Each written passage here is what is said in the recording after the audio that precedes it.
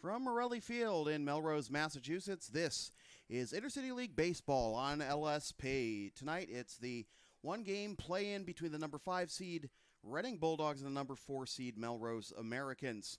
Good evening, everybody. I'm Sam Feely, ready to bring you the play-by-play story. Glad to have Intercity League Baseball back on LSP as LSP begins its triumphant march back from the dead after the last couple of years. Of course, we did the Lawrence Academy Boys Hockey Holiday Tournament back in December, but back in Massachusetts full-time. Glad to be back working with the Intercity League and everybody with it. Of course, been helping Tucker with the Blue Sox broadcast on the Blue Sox Baseball Network. But tonight, we find out which of these two teams will be playing the number 1 seed Blue Sox in the Intercity League semifinals starting tomorrow. Reading and Melrose just about ready to get underway. Melrose, home team, of course, here at Morelli in the white jerseys with the red shoulders and the blue and white cap. Reading, team that in its, 13th year in existence, 12 years in the Intercity League, of course, taking out the washed out 2020 season because of the COVID pandemic. They've never changed their uniforms. Same home whites and road blacks as ever, and that is what they are, and that's what they're wearing tonight, the road blacks with the red letters and numbers. So batting leadoff for Reading will be Joe Cacciatore, the center fielder, against the starting pitcher for Melrose, Chris Mitchell. Now batting number 11, Joe Cacciatore.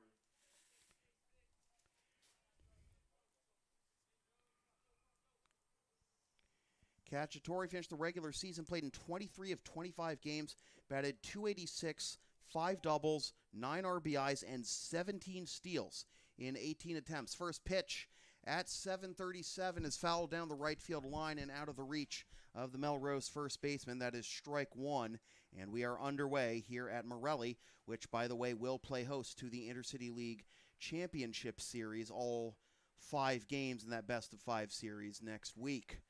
And we love broadcasting games here at Morelli Field, having this great view and the dedicated press box and everything. Strike one pitch is outside, and the count will even at 1.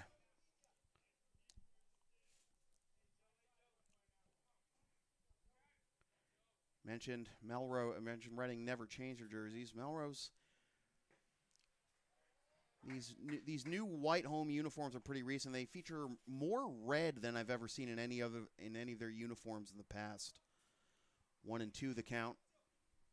Cacciatore to be followed by Andrew Croto and Patrick Solomon. The 1-2 is fouled off onto Linfells Parkway, and we have an official broadcast.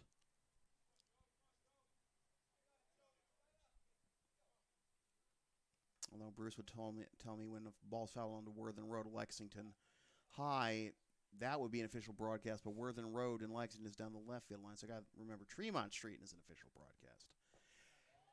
And we have our first strikeout of the ball game as Cacciatore goes down. A nice pitch down and away. Now batting number 50, Andrew Croto. Andrew Croto, the shortstop. Number 2 hitter in the Bulldogs lineup. Played only 12 games in the regular season, batted .233 with 1 double, 1 triple, 2 RBIs, as this is fouled for strike 1. But did walk 8 times compared to only 4 strikeouts to pad that .233 average into a .410 on base percentage.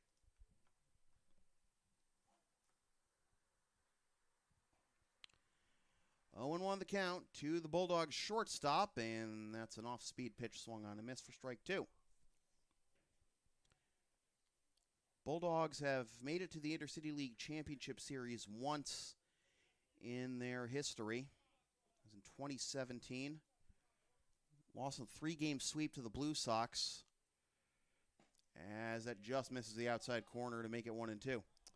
And it was a 3-game sweep in a year that the Blue Sox their offense was probably at their most prolific, but that game ended 2-1 in 10 innings, game 3 that is. And this will be chopped up the middle, scooped up by the shortstop, throw on to first, high throw, and it's over the first baseman's head, and Croto will reach safely on the E6.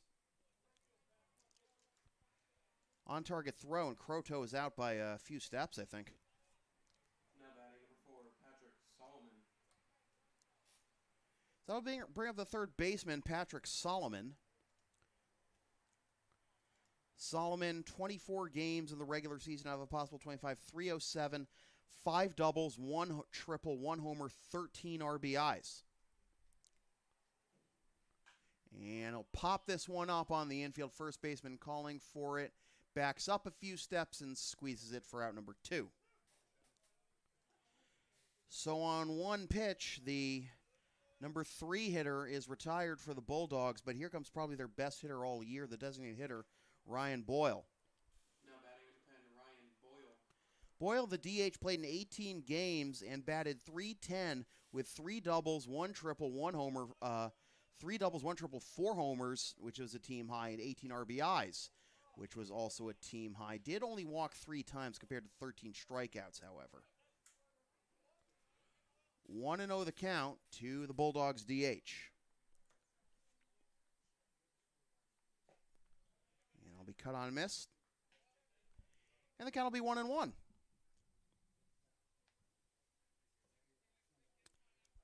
want to give a shout out to Orazio Azzarello for helping make this broadcast possible, and also in part to Crack Kitchen and Coffee. Swing and a foul over towards the Bulldogs dugout. Count will be 1-2. Cracked has been a sponsor of Blue Sox broadcasts in the past, and they have just opened their 3rd location at 535 Lowell Street in Peabody. They also have locations at 327 South Broadway in Salem, New Hampshire, and 319 Lowell Street in Andover. 1-2 the count to the Bulldogs DH Boyle. And the pitch will be outside, a way off target throw into center field. Croto saw the throw airmailed too late, and that'll prevent him from getting to third, but he does get into scoring position on the stolen base, and the count will be 2-2. I mean, even the throw was on target. There was no one there to field it, but even if there was someone there for a on-target throw, I'm pretty sure Croto has that base stolen by a mile. Had a hard time getting rid of it. Did the Melrose catcher. Less of a double clutch, looked more like a triple clutch. Or maybe the ball's just stuck in his hand. I don't know. But regardless, last pitch was fouled off. Count remains 2-2 with a runner in scoring position for the Bulldogs. And the pitch from Mitchell is fouled into the screen. So good battle here being put up by the Bulldogs cleanup hitter with a runner now in scoring position after with Croto reaching on an error and stealing second. Oh, if he could have gotten to third, that would have been an error on the catcher too, and it would have been 2 errors in the inning. 2-2 once again. This will be up the middle, and that'll get down for a base hit. Croto is being waved around third. Another double clutch in the outfield and another off-target throw, and that'll allow Croto to score. And the Bulldogs are on the board first. It's 1-0. RBI for Boyle, an unearned run.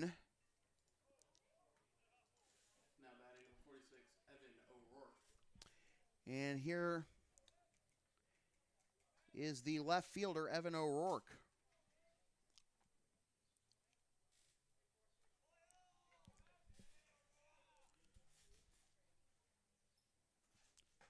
Pitch just catches the outside corner for strike 1.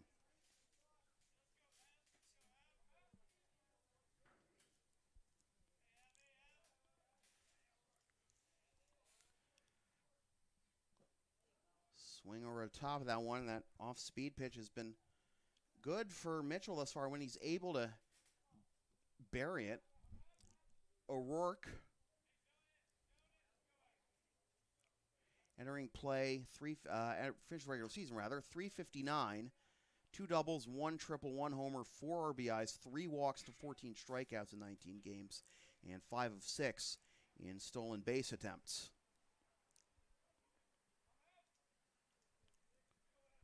Oh, 0-2 the count, and the pitch will be in the dirt again, but too far outside for O'Rourke to be tempted, and the count will be 1-2.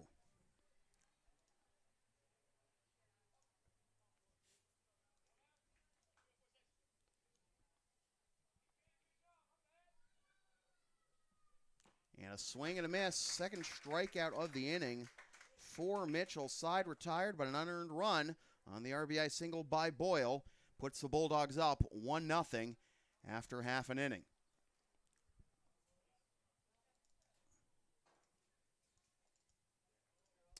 Be sure to follow LSP on the web, Facebook, Twitter, Instagram, Patreon, Teespring, Patreon, PayPal, LSP37.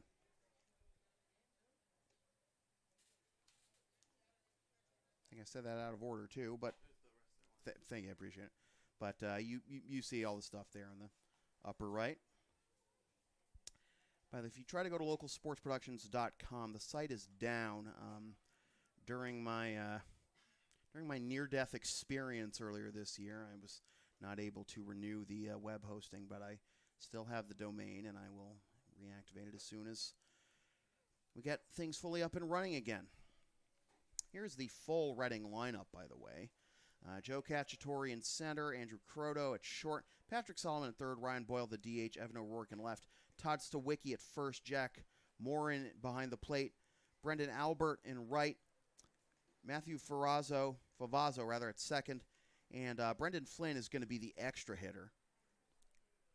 So the Bulldogs taking advantage of the 10-hitter lineup that is optional for Intercity League teams, but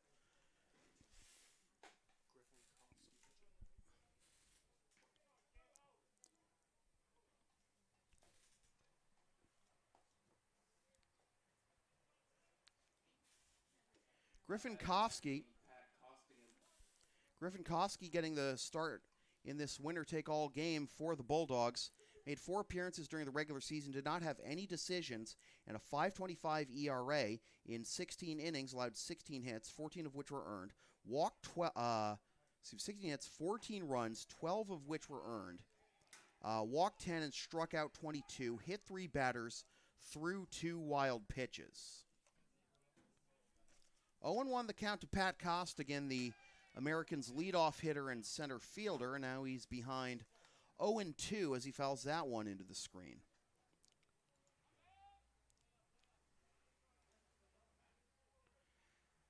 Kofsky did not make an appearance against the Americans this season. And that is fouled off again.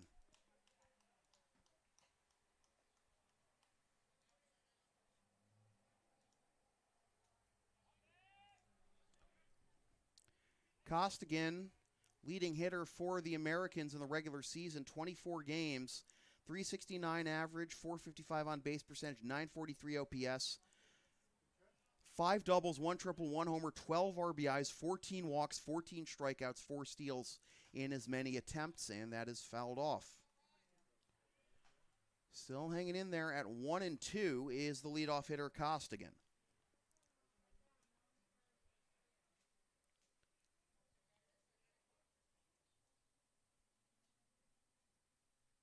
And Costigan will foul that one over towards the Bulldogs dugout.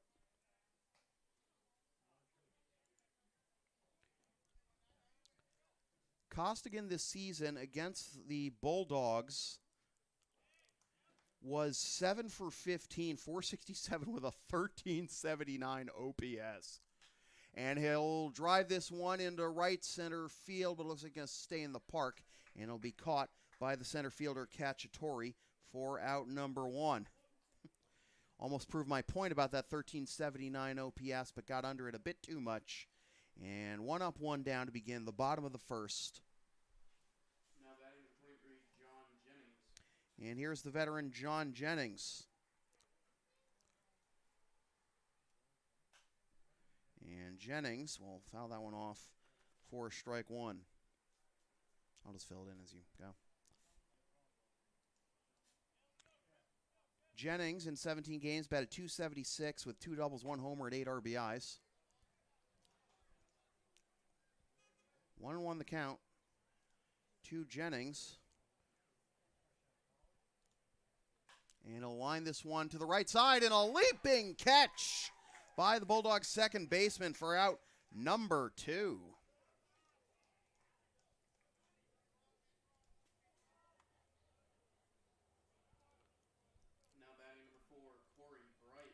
By the way, Jennings against the Bulldogs this season played in 3 games and only had 1 hit, but it was a double and also had an RBI. 1 hit in 10 at-bats. So Costigan with the fly out to center. Jennings with the line out to second. And this will be blooped into center field, and that'll get down for a base hit. And the inning continues thanks to Corey Bright. Now batting number 3, Johnny Zarilli.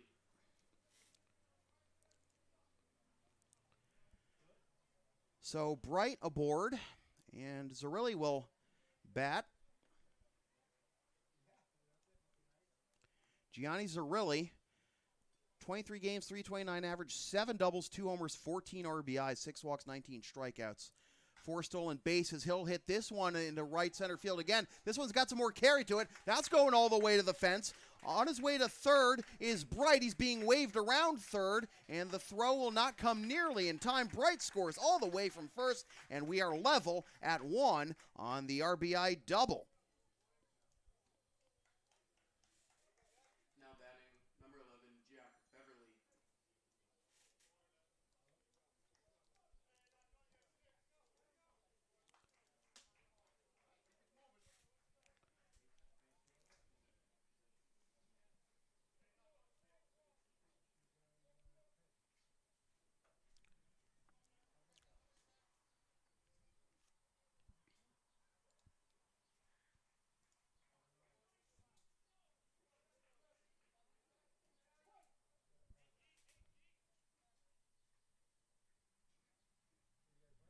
And this will be blooped into center field, and that's a base hit. Around third is Zarilli. Throw way off target, and is that going to go to the Bulldogs dugout? If it touched the Bulldogs player, that should be a dead ball and extra base.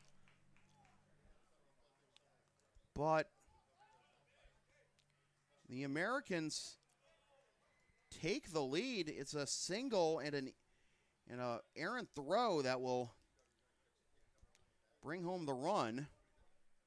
Now batting number 10, Aiden Berry.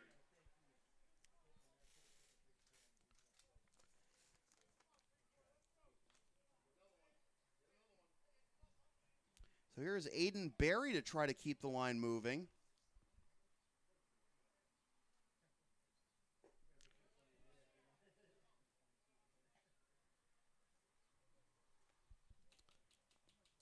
That RBI, by the way, by Jack Beverly, the third baseman.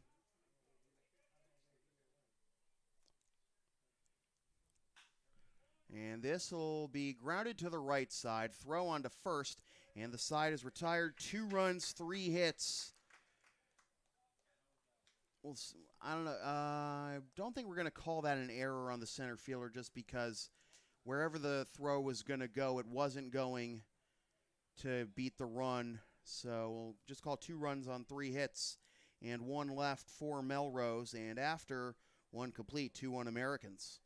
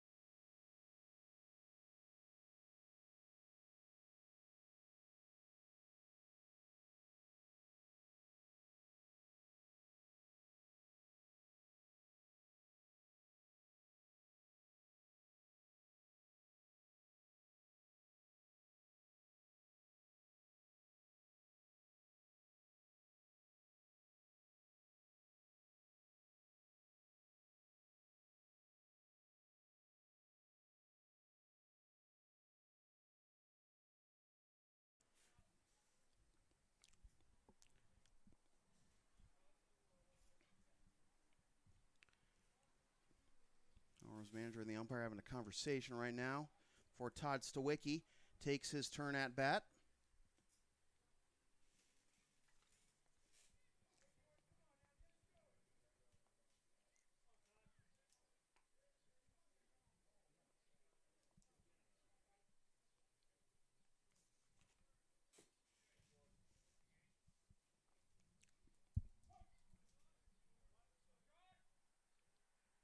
So Stawicki to lead off the top of the second, takes strike one on the outside corner. Todd Stawicki, the first baseman for the Bulldogs.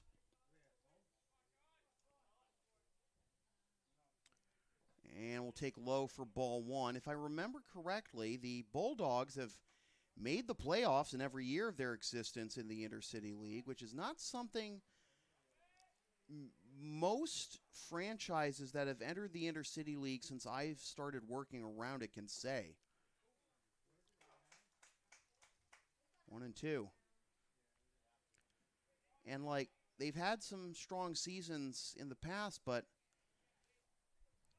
they made the championship series in 2017, I believe is the last team in, actually. 5 or 6, right? But regardless, Stawicki goes down on strikes. Third strikeout already for Mitchell. And there's out number one. Now batting number 9, Jack Morin. Jack Morin will bat now for the Bulldogs. Jack Morin played in 16 games this season and takes strike one.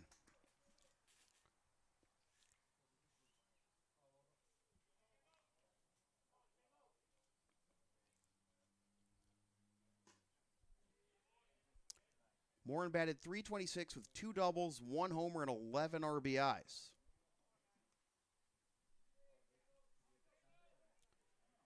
So let's see how Mitchell settles in now that his offense grabbed him the lead after giving up the 1 run in the top half of the first, but Morin turns that one into a single into left center, and the Bulldogs have another base runner. Now batting number 51, Brendan Albert. So second hit for the Bulldogs.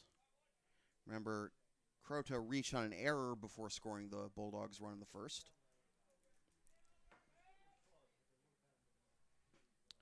And that'll be on the outside corner for strike one.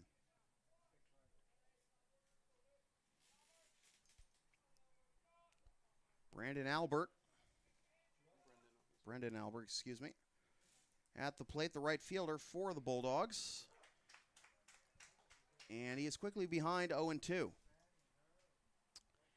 Albert batted .314 in 15 games with 5 doubles, but only 1 RBI.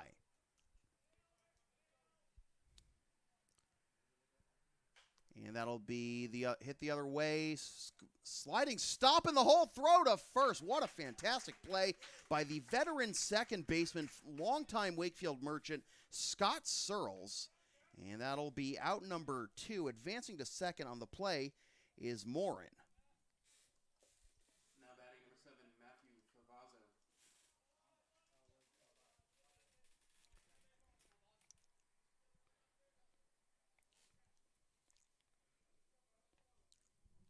For so many years, Searles was a shortstop, moved over to second late in his tenure with the Merchants, and then upon joining the and moved over second late in his tenure with the Merchants, and has continued playing that position here with the Americans.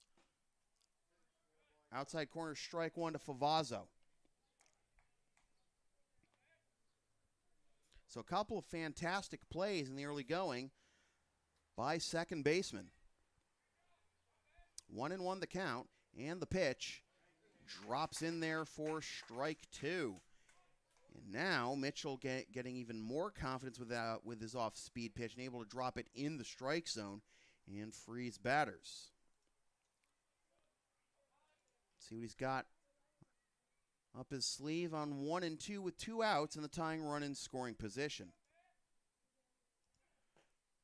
Just missed the outside corner with a fastball. Oh, that looked good. 2-2. Favazzo, by the way, 14 games this season, 273, 2 doubles, 1 triple, 1 homer, 5 RBIs. In the dirt, and that'll fill the count. Scramble there by the catcher, Jackson Stanton, to keep it at bay.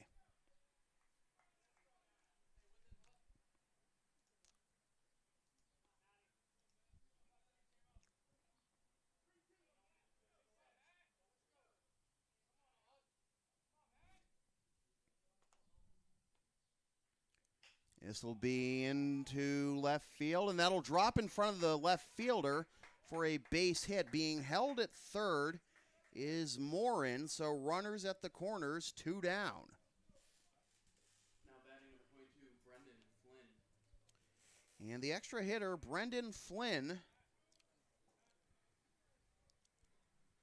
will bat with the tying run 90 feet away.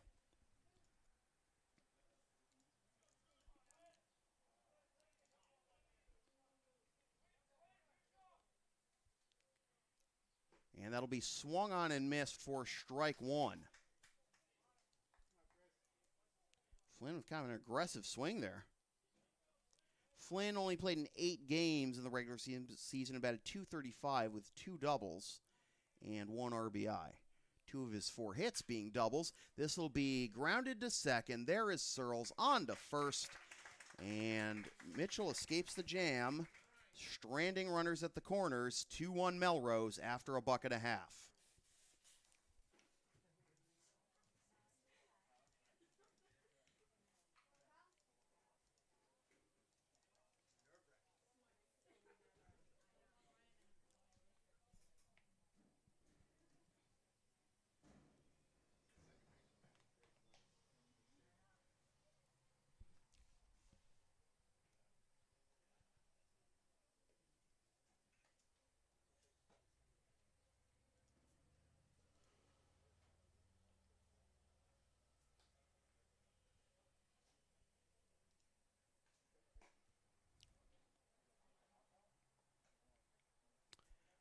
So, if you were expecting offense tonight in this one-game playoff, well, you're getting that to start, certainly. These two teams, in terms of power, tied for second in the Intercity League with 10 home runs apiece, behind the Middlesex Expos with 15. But I wish they had a little more to say for it outside of those home runs, because at least from the Bulldogs standpoint, they had the second fewest runs total in the Intercity League this season with 102. Americans were third with 125. And not really surprising, the Lexington Blue Sox at the top of that list with 139. The Blue Sox awaiting the winner of this game for game 1 of the semifinals tomorrow night. And that'll be pulled foul, and hopefully everyone's all right there, as Searles is behind 0-1. Tucker Deschereaux and I will have the call on the Blue Sox Baseball Network on the Blue Sox Baseball Network YouTube channel. And I think someone did get wrecked by that foul ball. Oh, boy. Right in the head? Oh, jeez. I mean, you never want to see that. I can see a woman in the stands here. She's got her hands on her head with wondering, oh, my God, it was pretty bad. And one of the umpires rushing down there to see what they can do. And, oh, boy, never what you want to see. I mean, some of the Americans players going down there to check on who's injured, and I mean, you never want to see a fan injured, and I'm sure if like that fan, I don't know who it is, but if it's a relative of one of the players for either side, that would be even more traumatic. Everyone seems to be retreating, though, so I don't know if someone, if anyone's called 911 or anything, but we're going to play on. And that is ball 1 to Searles.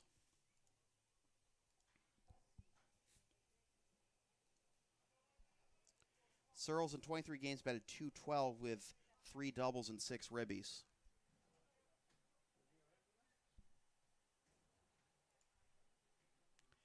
Two on the count.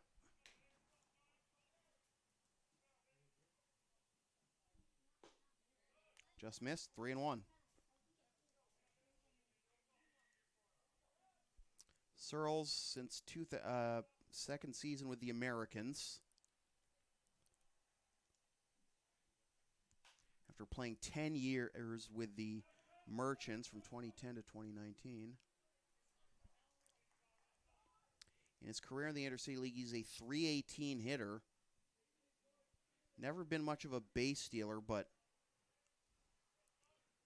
40 doubles, 302 hits, 40 doubles, 3 triples, 5 home runs, 117 RBIs in his Intercity League career. And by the way, 2 of those 5 home runs came last season. And Searles will work a walk.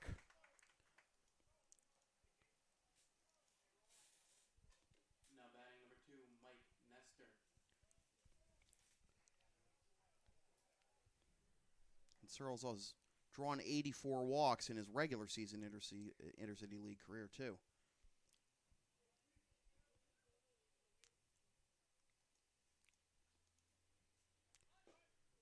Pulling back the bunt attempt is Mike Nestor for ball 1.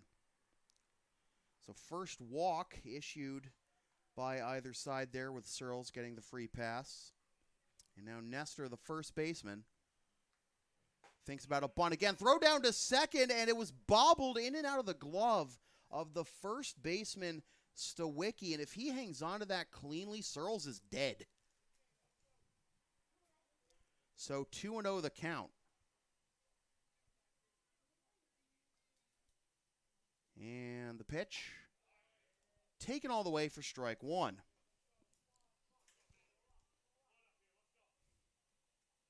That's one of the biggest no-nos of base running. One thing that will make any manager's head shake, getting picked off at first by the catcher, especially. 2-2 the count after the foul tip into the mitt of the catcher, Morin. And the pitch will be grounded to the right side. Another bobble by the first baseman, and he'll have to step on the bag himself to get the sure out after looking at second. So Searles into scoring position and 1 out. Now batting number 16, Jackson Stanton. So here's the catcher, Jackson Stanton.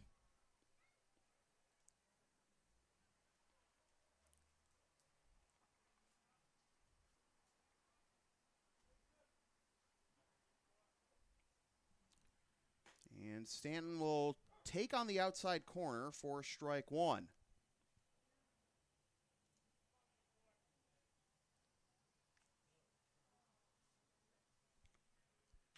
And this will be ground to the left side, underneath the glove of the third baseman and into left field. Searles held up shortly ahead of second because he thought it was going to be an easy scoop and throw on to first, but instead it's a single. But Searles does not get to advance. Now batting number 19, Pat Costigan. So first and second, still 1 out, but for the Bulldogs, that does put the double play in order. And the lineup turns over for Pat Costigan.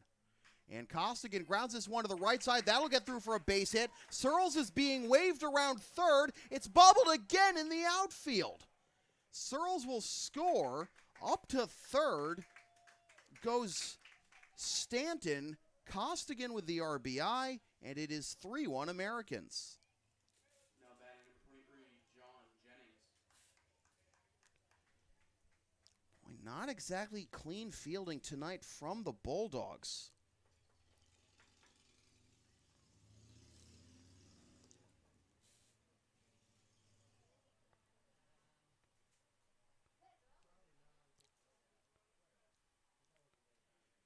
So Costigan picks up the RBI, and that'll be down and away for ball one to the veteran Jennings, lined out to second. Fantastic catch by Favazzo to rob him of a base hit last time up. And Jennings will take up and away ball two. Jennings, by the way, I imagine only 276 this year, but had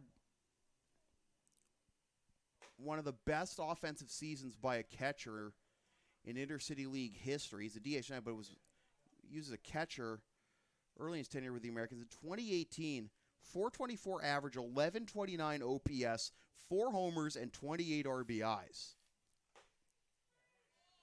And he's going to take a 4-pitch walk. The bases will be loaded with 1 out. Now batting number 4, Corey Bright. That'll bring up Corey Bright, who singled and scored last inning. And then Jennings, last year, did himself one better. 400 with an 1143 OPS with 6 homers and 19 RBIs. Obviously not as many RBIs, but 6 homers. Fantastic numbers. And he still wasn't Intercity League MVP. That was Mazzoni of the Expos. That's low for ball two. And time called, as out to the mound goes the Bulldogs catcher Morin.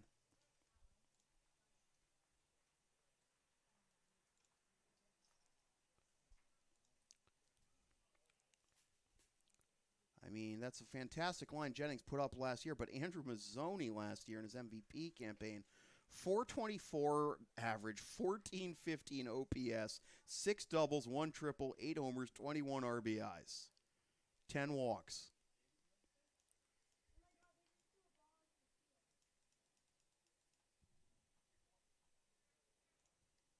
Tough to get your heart broken like that in the MVP voting.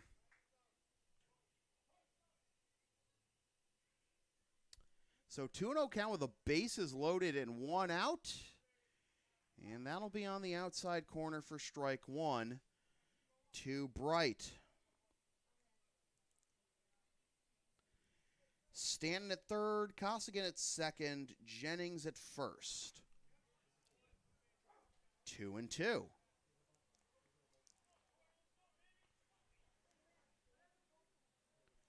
On deck is the cleanup hitter, Zerilli, who had an RBI double first time up. And that'll be popped up into shallow right, and it drops for a base hit. And it looks like everyone's just going to go station to station. Another run is in. It's 4-1. Now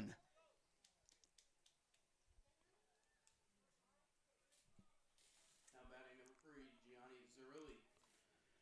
So Stanton scores, RBI single by Bright. Americans up 4-1 and looking to put it away early. Zerilli with the RBI double last time up, plating Bright, and then came around to score on Beverly's single. And you know Zerilli wanted to make it 8-1 right there, but comes up empty, and it'll be strike one.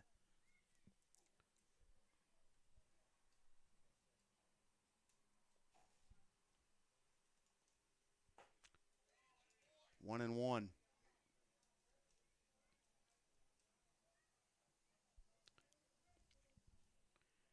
Griffinkowski in major trouble right here. But he is ahead 1-2.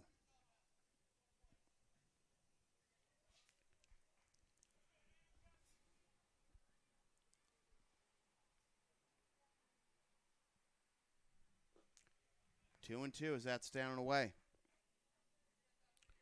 Costigan now at third. Jennings now at second. Bright now at first. 4 straight base runners. After Searles led off with a walk.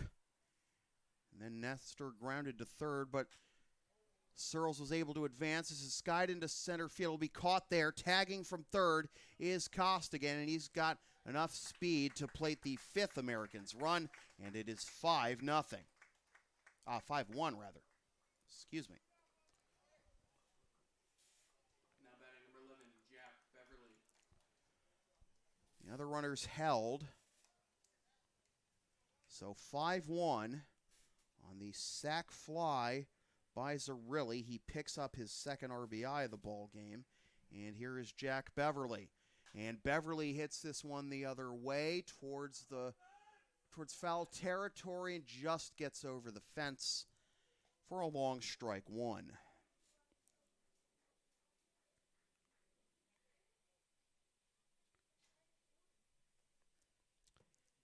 Beverly again singled last time up, and that plated Zerilli. Runners on first and second, 2 out in a 5-1 ball game, and the pitch is on the outside corner. That'll make it 0-2 to Beverly.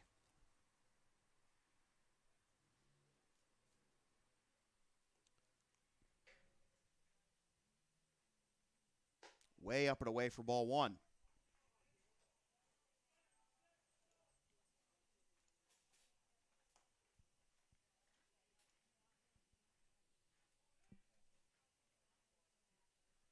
This will be grounded to the right side, fielded at second. And a throw on to first will end the inning. But 3 more runs for the Americans. Pad their lead to 5-1 after 2.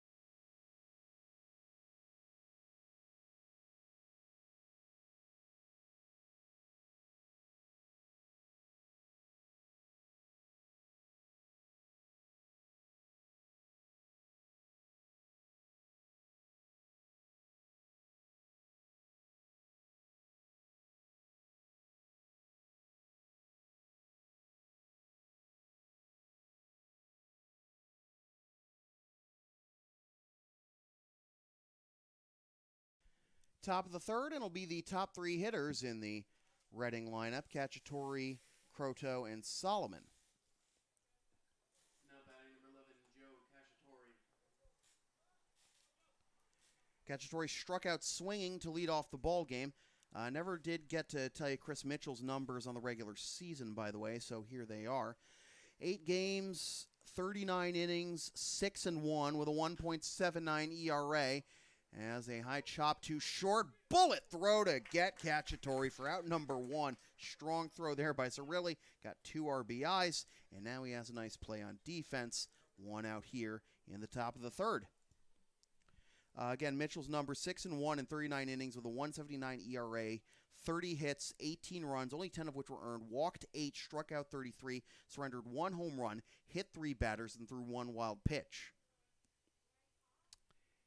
Here is Andrew Croto, and we'll have to wait. Now batting number 50, Andrew Croto. Croto reached on an error by Zerilli, in fact, in the first, then came around to score what is thus far the Bulldogs' only run. Mitchell was second in the Intercity League in ERAs. This has popped up down the left field line, and this will be caught straddling the foul line by the third baseman, Beverly, for out number 2. Mitchell's, again, second in the Intercity League in ERA with the 1.79 ERA behind Zach Kirby at the Expos. Now batting number 4, Patrick Solomon. Mitchell led the league in wins, third in innings pitched, and was second in whip, also behind Kirby.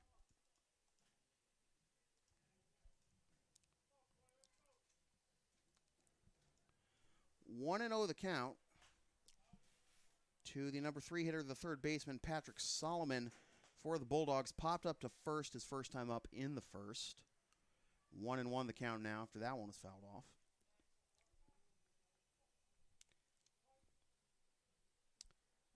So Mitchell, obviously you want your ace in a winner-take-all game here, as that'll be bouncing the dirt for ball 2. But if the Americans are able to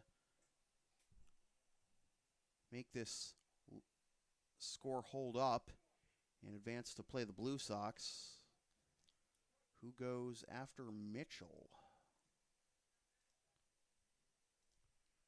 That'll be outside, and it'll be a 3-1 count. Because Mitchell is the only pitcher on the Americans roster who has more than one win. This will be grounded up the middle, scooped up at short. Another strong throw by Zerilli. Boy, made that error in the top of the first that allowed Croto to reach, and then he eventually scored, and he has been playing with a vengeance since. 2 strong throws for outs here in the top of the third by Zerilli, and of course the double and 2 RBIs thus far, and the Americans hold this 5-1 lead after 2.5.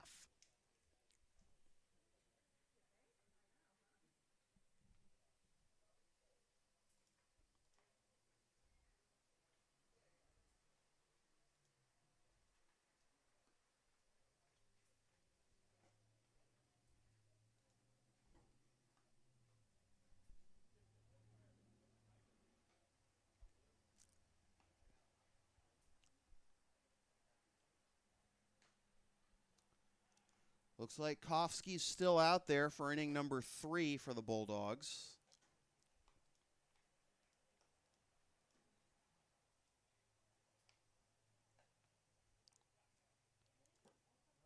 Kofsky, in his first season with the Bulldogs,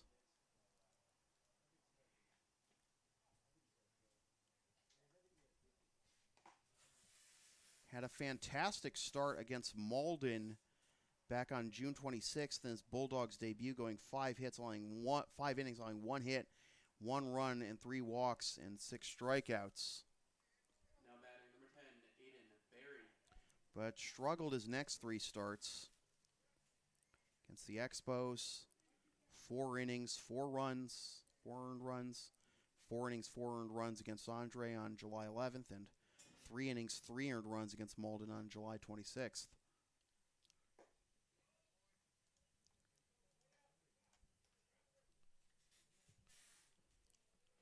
Ball 1 to Aiden Berry. Berry will be followed by Searles and Nestor. And Berry had now 2-0. Berry grounded out to second his first time up to end the first. Bottom of the third, in a 5-1 ball game, 2 runs in the first for the Americans and 3 runs more for the Americans in the second. 2-1 the count now. A swing and a miss. A little too high to do anything with there if he did make contact, and Berry is now even in the count, 2-2. Called strike 3. Out number 1, and that is the first strikeout of the ball game for Kofsky. Now batting number 13, Scott Searles. Searles will come to the plate. Started the 3-run bottom of the second with a walk. A 3-run bottom of the second that almost wasn't, when he almost got picked off on a throw to first. And then it was bobbled by the first baseman, Stawicki. He was able to stay on base. This is into right field, and this will be caught a few feet in front of the wall by Albert, and that'll be out number 2. Now batting number 2, Mike Nestor.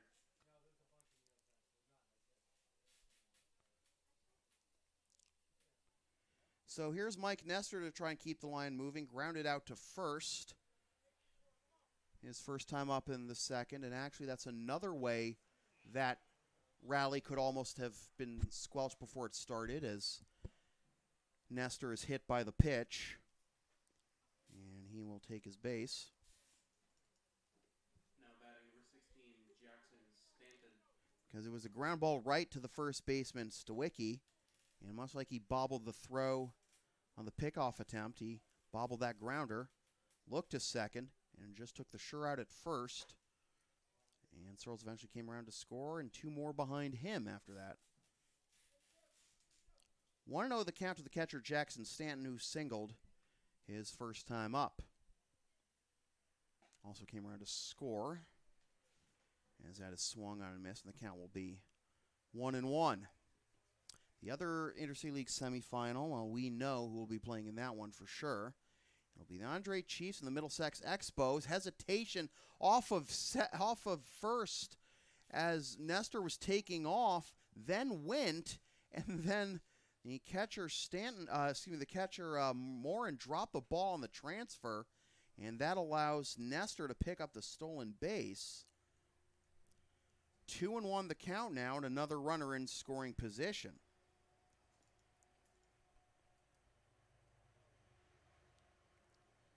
And a foul off. 2-2.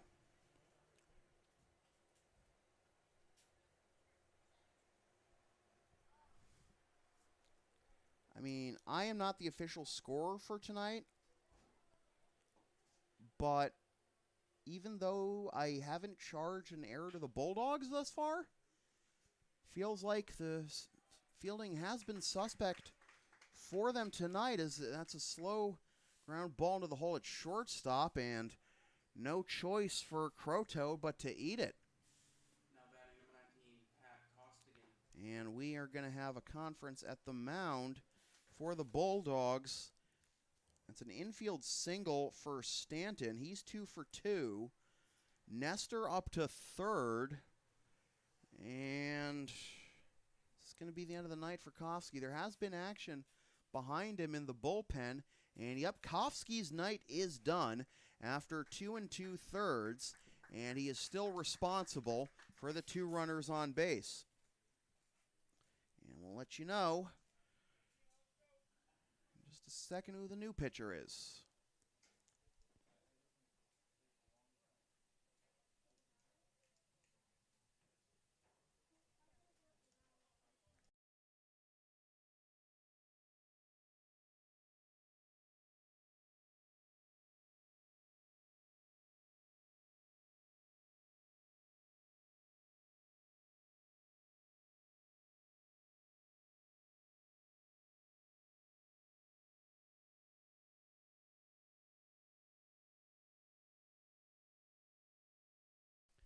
Madison Dina is the new pitcher for the Bulldogs. And Dina making his 10th appearance of the season. 1-1 with a 2.55 ERA, 9 appearances in the regular season. 1-1 with a 2.55 ERA. In 11 innings, 12 hits allowed, 5 runs, 4 of which are earned. Walked 4, struck out 12.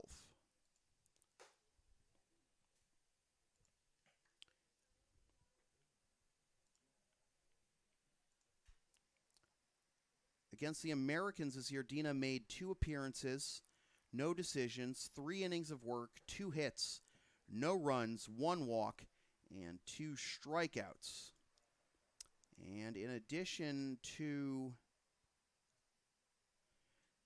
the 12 walks to 4 strikeouts, he has not allowed a home run or hit a batter or thrown a wild pitch or issued a balk this season.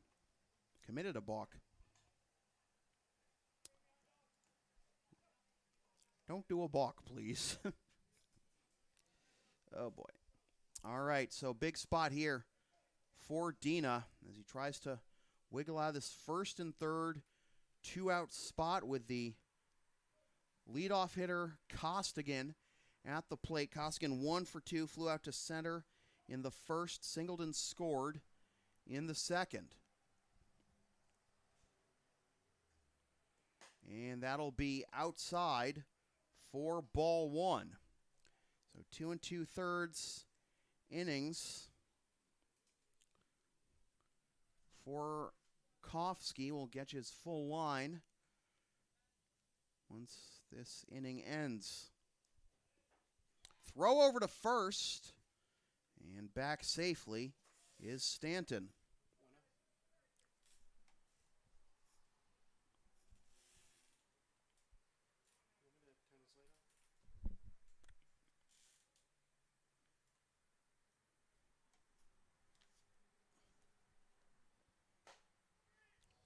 2-0.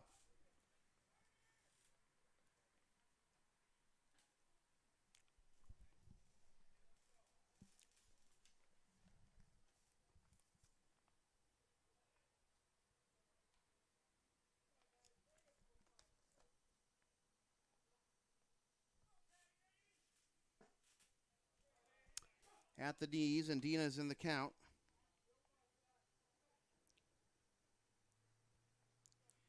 At 2-1.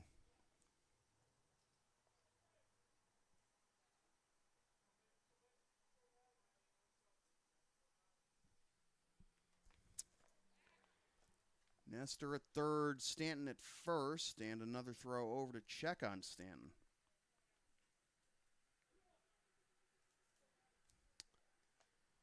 So far for Kofsky, well, he got a little bit of his line. 2 2/3 innings. It'll be fouled straight back at the count. It'll be 2-2. 7 hits, 2 walks, 1 hit batsman, 1 strikeout. That called third strike on Aiden Berry. And so far, 5 runs with 2 more runners he's responsible for on base. Got to keep the game within striking distance, and Dina delivers a 2-2, and that'll be fouled off.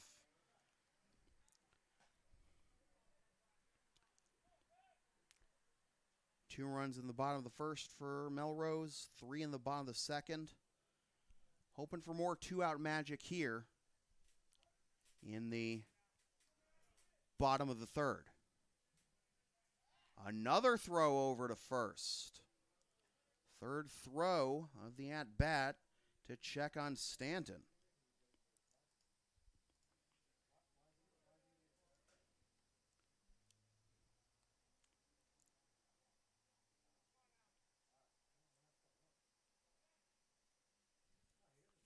And this will be fouled the other way.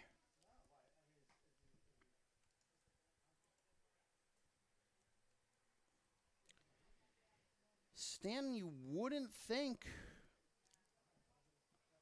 be the kind of guy who would draw this much attention from the pitchers. Not attempted a stolen base this year. In fact, not one in his regular season Intercity League career. There's throw number 4. This is a catcher who bats at the bottom of the order. His attention is drawing this much attention. I mean, I know, runner on first with 2 out might try to get a head start, but it's only ball 2 right now. And this will be hit into center field, backing up, settling under it, reaching up, and making the catch is Joe Cacciatore. And after all that, nothing to show for it for the Americans, and it is still 5-1 Melrose after 3.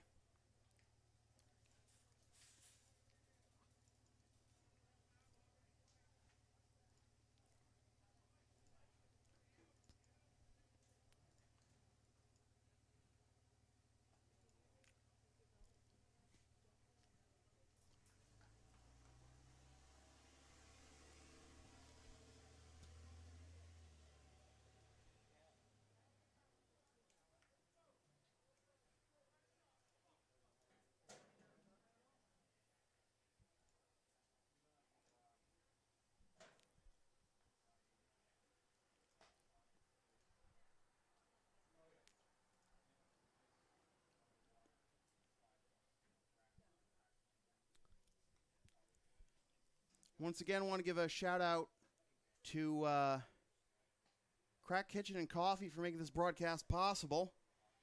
Just opened their 3rd location at 535 Lowell Street in Peabody, in addition to their existing locations at 327 South Broadway in Salem, New Hampshire, and the original one at 319 Lowell Street in Andover. Could go for a smoothie right now.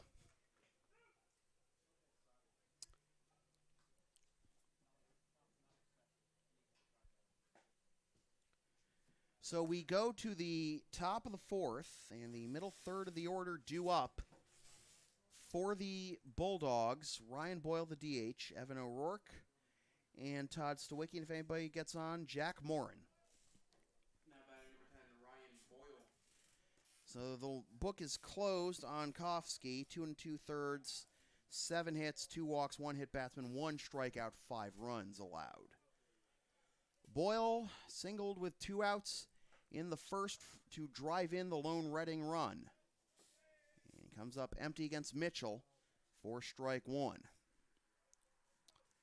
Top of the third, when Mitchell set down Cacciatore, Croto, and Solomon in order, is the only 1-2-3 inning thus far this ballgame. Little dribbler out of the reach of Mitchell, barehanded at third, sprawl at first, throw offline, and up to second on the errant throw, and the throw to second was offline, hauled in by the shortstop. He almost went into left field.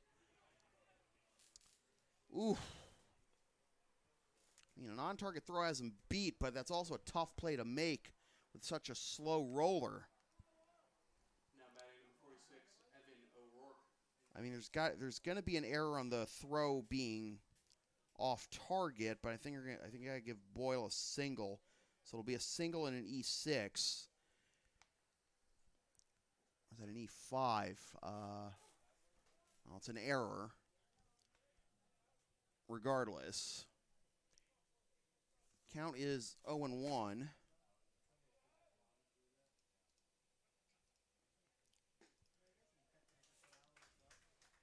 Cut and a miss, and the count will be 0-2.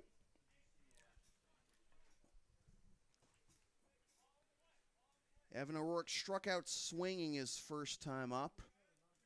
For one of 3 strikeouts thus far for Mitchell.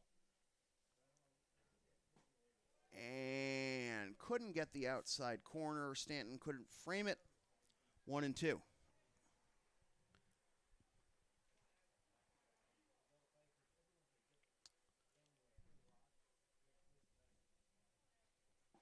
A swing and a miss on a pitch inside the right-handed hitting O'Rourke. 1 down, strikeout number 4 for Mitchell. Now batting number 44, Todd Stowicki. And here's Todd Stowicki, who struck out leading off the top of the second. And that'll be in the dirt, and it'll get away from Stanton, and on the wild pitch up to third goes Boyle.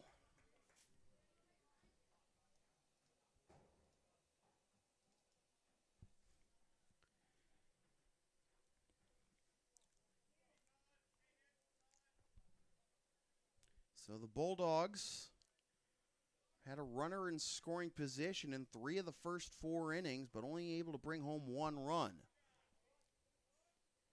1-0 the count to Stowicki, who pops it up on the falling for. Dipped a little bit as he hauled that one in, but he's got it. And a pop-up for out number 2. Now batting number 9, Jack Morin. So here is Jack Morin to try and keep the line moving. Run for the Bulldogs 90 feet away. Morin singled, but was stranded at third. Back in the second.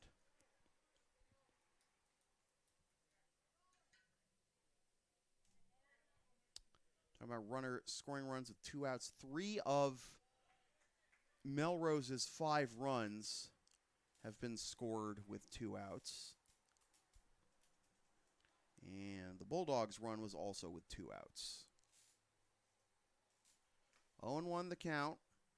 To Morin with a runner at third. And that'll be on the outside corner for strike 2. 0-2. Boyle leading off the inning with an infield single. Errant throw got him to second. Wild pitch got him to third. But O'Rourke struck out. Stowicki popped up to third. And now an 0-2 count to Morin. Mitchell delivers. And again tried to catch the outside corner. And again Stanton tried to frame it. And again it's a ball. 1-2.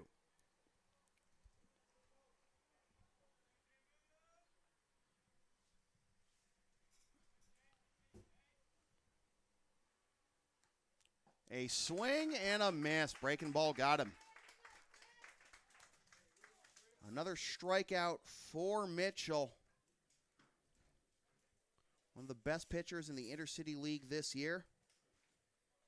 He now has 5 on the ball game, and we're halfway home, and it is still 5-1 Americans.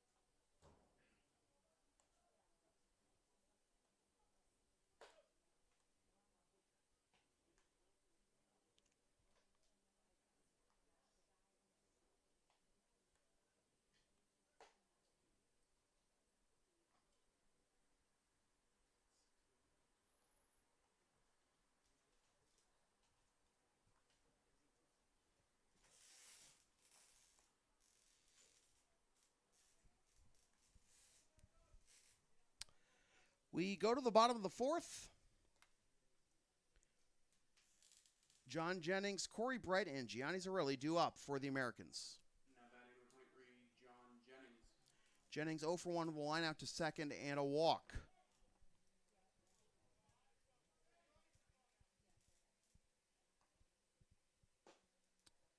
And that'll miss inside for ball 1. Dina back out there for the Bulldogs after preserving the 4-run deficit for the Bulldogs after Kofsky gets pulled after 2 2/3. And runners on the corners. Jennings pitched the bat as if I think he thought he got all of that, but instead it is a fly out to left center. Oh, he has hit his fair share of home runs in this yard and for this ball club, but unfortunately that was held in. That'll be out number 1. Now batting number 4, Corey Bright. So Jennings 0 for 2 now. And here is Corey Bright, who's 2 for 2 with 2 singles and an RBI and a run scored.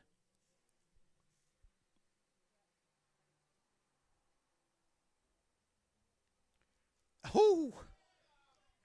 First pitch into the meat of the shoulder. There are certainly worse places to be hit. Now batting number 3, Gianni Zarilli.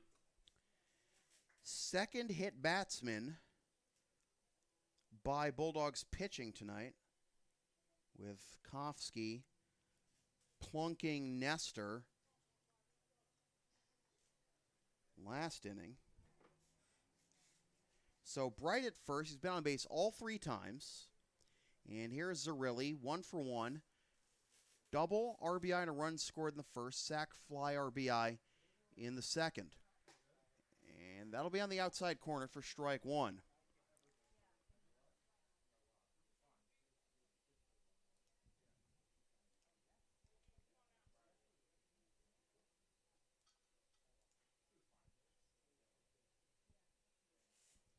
And this will be driven deep into right center field. They're giving chase, and it is off the base of the fence. Zarilli with his second double of the ball game, as in to score all the way from first is Bright. So Zarilli drives home Bright for the second time tonight, and it is 6-1. Now batting number So Zerilli now 2 for 2, 2 doubles, 3 ribbies. And now Dina is going to get a visit.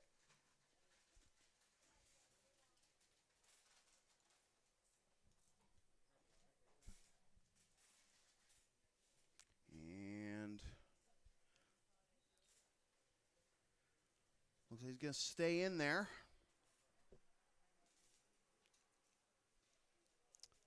Remember when I said Zerilli, was playing with kind of a vengeance after committing that error that allowed Croto to score the Bulldogs run in the first?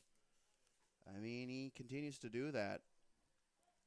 I mean, even on the defensive side, too, a couple strong throws in that 1-2-3 inning by Mitchell back in the third, as that is on the inside corner. 4 strike 1 to Jack Beverly, who is 1 for 2, with a RBI single and a ground out. An RBI single back in the first, bringing home Zerilli, who stands at second right now. And that'll just miss for ball 1. 6-1 our score, Americans on top of the Bulldogs. Winner to face the Lexington Blue Sox in the best of 3 Intercity League semifinals starting tomorrow. Game 1 will be at Lexington High School. 8 o'clock scheduled first pitch for Game 1. Game 2 will be Thursday. And Game 3, if necessary, Friday.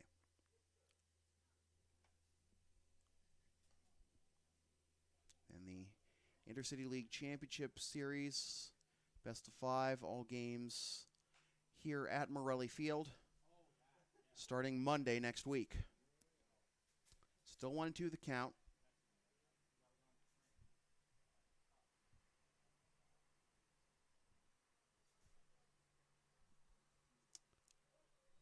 Bulldogs scored 2 outs in the top of the first for the opening marker. And it's been all Bulldogs did, and the Americans have taken control ever since, as that's fouled off and nearly hit a car passing on Linfels Parkway.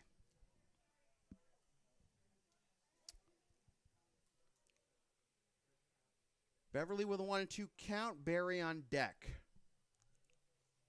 And as of this moment, Barry, as this is driven deep to left, and that will get down, go all the way to the fence. Zerilli is around third. He will score easily. Into second is Beverly with an RBI double, as Zerilli and Beverly trade places, and it is 7-1. Now batting number 10, Aiden Barry. So Beverly's 2 for 3. He picks up his second RBI. Zerilli scores his second run of the ball game, and we're going to have another pitching change for the Bulldogs, as Dina only lasts 2/3 of an inning, allowing thus far 2 and potentially a third run, as he's responsible for Beverly on second, and he does so with no strikeouts, 2 hits, no walks, and 1 hit by pitch.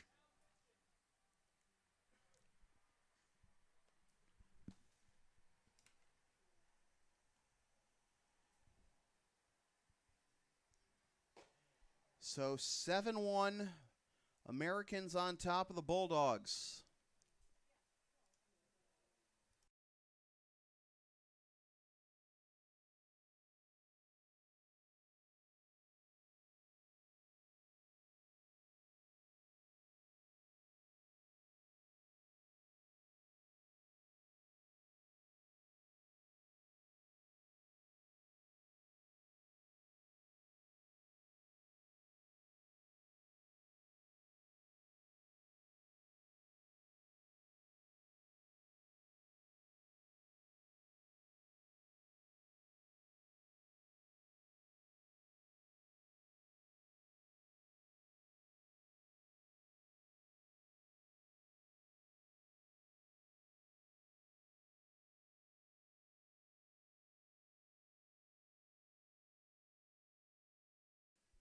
Joe Walsh, the new pitcher for the Reading Bulldogs. Walsh made 6 appearances on the mound this season. No wins, losses, or ties, 1 save, 6 of the third innings, allowed 4 hits, 3 unearned runs, walked 10, and struck out 7.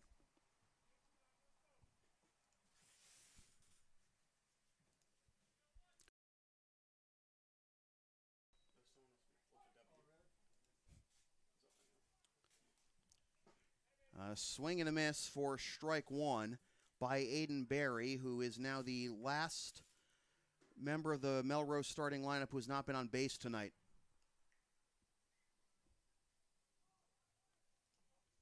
And it'll take up and away for ball 1 to even the count. Walsh in the regular season made 2 appearances against the Americans. Inning and 2/3, 1 hit, no runs, 3 walks, 1 strikeout. And that'll skip to the backstop, and on the wild pitch, up to third, goes Beverly, and it'll be a 2-1 count to Berry. So, the question, with this being a 7-1 lead in the bottom of the 4th, if you're Kevin Burgoyne and the Americans pitching staff, knowing it's best of 3 the next 3 days, if the score holds, to face the Lexington Blue Sox, what do you do with your ace pitcher, Chris Mitchell? Does he have the rest of the night off? Do you rest him for potential appearance when your backs are against the wall, if it comes to that, against the Blue Sox? Well, Now batting number 13, Scott Searles. Berry grounding out to third. Holding at third was Beverly. And here is Searles with 2 outs and a runner at third.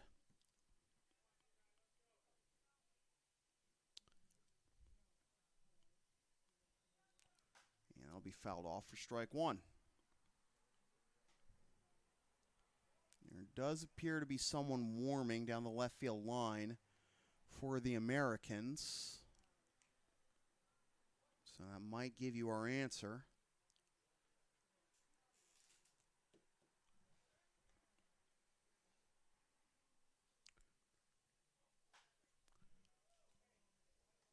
Strike 2.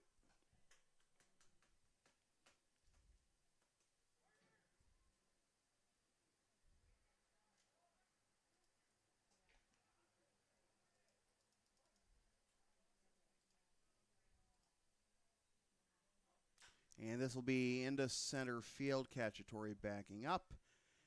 Makes the catch, and the side is retired, but 2 more runs for the Americans, and they extend their lead to 7-1 after 4. And as a reminder, you can follow and support LSP on the web, Facebook, Twitter, Instagram, Patreon, Teespring, PayPal, LSP37. Hey, everybody.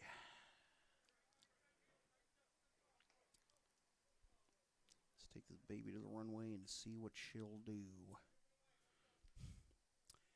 This portion of the broadcast will be presented by Chuck Yeager. And probably some Yeager. Anyway. Top of the 5th, and it looks like Mitchell's back out there, in fact.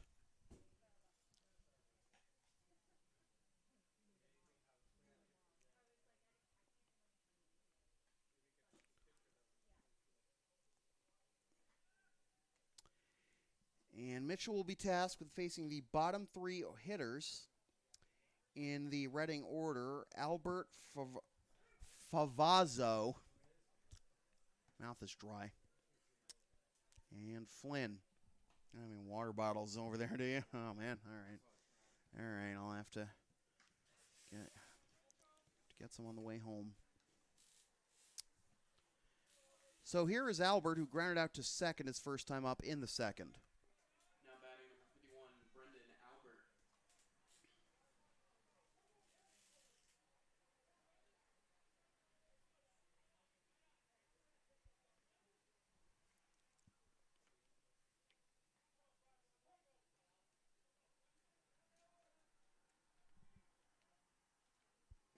And that'll catch the outside corner for strike 1.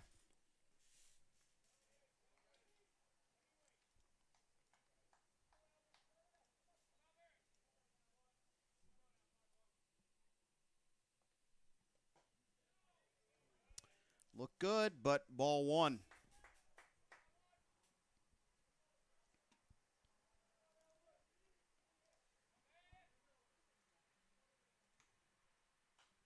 Inside out swing, fouled into the screen, and the count will be 1-2.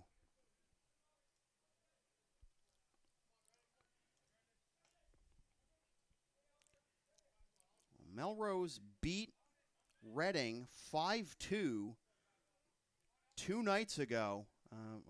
Not 2 nights ago, Sunday afternoon. 2 days ago, certainly. 2-2. By the score of 5-2. Propelled by a 4-run bottom of the fourth. So really hit a home run that game for the Americans. Bobby Tramondosi got the save. And that vaulted the Americans. That's fouled. Tip into the first strike 3.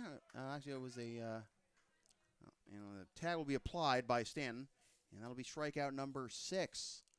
Now batting number 7, Matthew Favazzo. Strikeout number 6 for Mitchell. He has struck out 3 of the last 4 Reading batters dating back to last inning.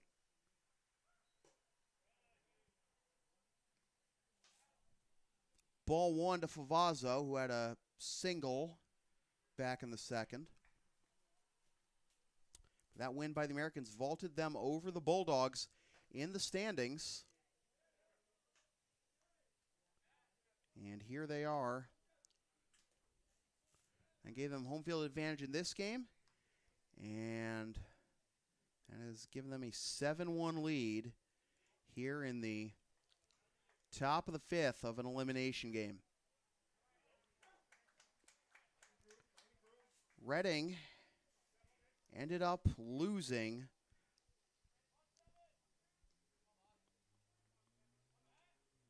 7 of their final 8 in the regular season. Only win in that span was a 10-4 win over Malden, who had long been eliminated from postseason contention at that point. And then Malden beat them the next night 4-3.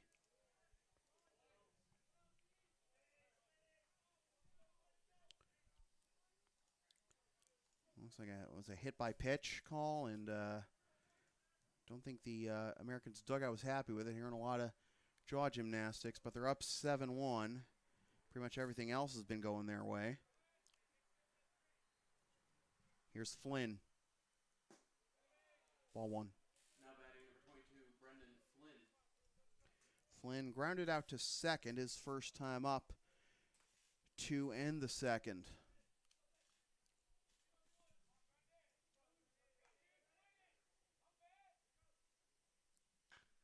A little nubber down the first baseline and foul on the count, leaving it 1.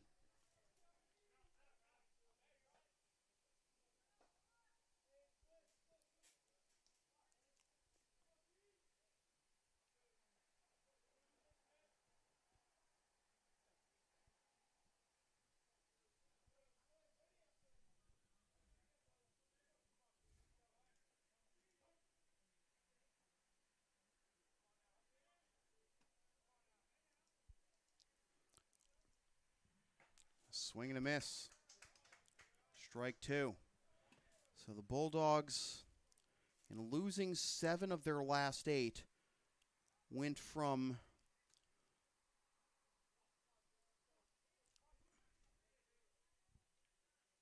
11-5-1 and well positioned for a battle with the Blue Sox and the Expos for the number 1 seed. That is a strikeout of Flynn. Now batting number 11, Joe Cacciatore. And the lineup turns over for Reading for Joe Cacciatore. So they go from 11-5-1 in a 3-way dance with the Blue Sox and Expos for first place in the City League standings to 500. Well, actually, can I do the math right? Excuse me. 11 and 6 to 12 and 13, and the visiting team in a one-game playoff. A one-game playoff that they are now losing 7-1 with 2 outs in the 5th.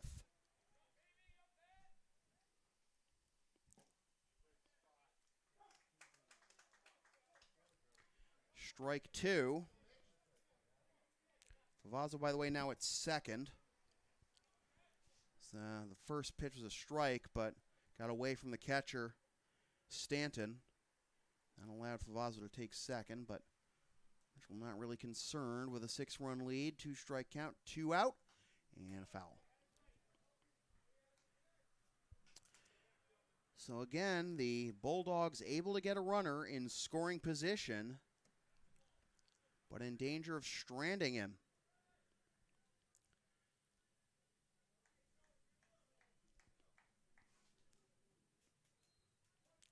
Croto scored in the first on the base hit by Boyle. Boyle was left at first.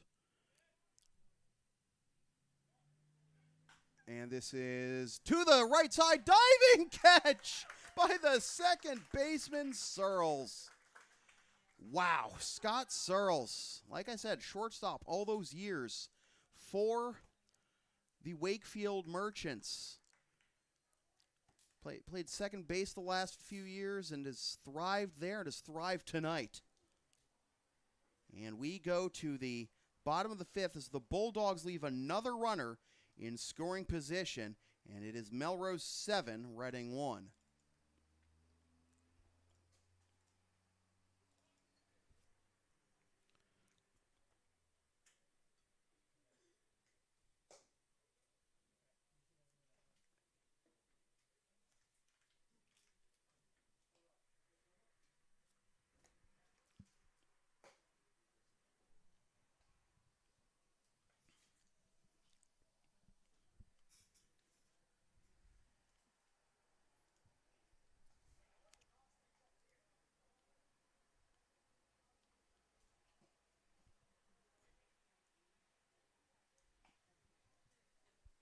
Did a whole number crunching thread a couple weeks ago about what the Blue Sox Expos and Bulldogs had to do to outrun each other for first place. Did the math wrong on one spot and invalidated the whole thread, but it was the thought that counted. You know, we were expecting, high quality baseball and an exciting fight to the finish, and the Bulldogs just, I don't know. Now batting number 2, Mike Nestor. Nestor, Stanton, and Costigan due up for the Americans here in the bottom of the 5th. Joe Walsh out there as he bounces that one down and away for ball 1. Nestor 0 for 1, grounded out to the first baseman in the first, and then was hit by a pitch. As that bounces, 2-0, hit by pitch, stole base, but was eventually stranded at third in the third. So it was Griffinkowski for the first 2 2/3, Dina for 2/3. Walsh got through the last 2 outs of the 4th and finds a strike zone to get back at the count of 2-1 here to the leadoff man in the bottom of the 5th.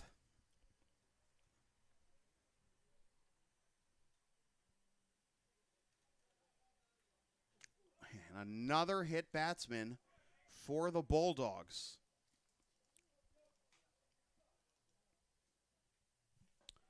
So, and that's the second time Nestor's been hit, in fact. Now batting number 16, Jackson Stanton. And here's Jackson Stanton.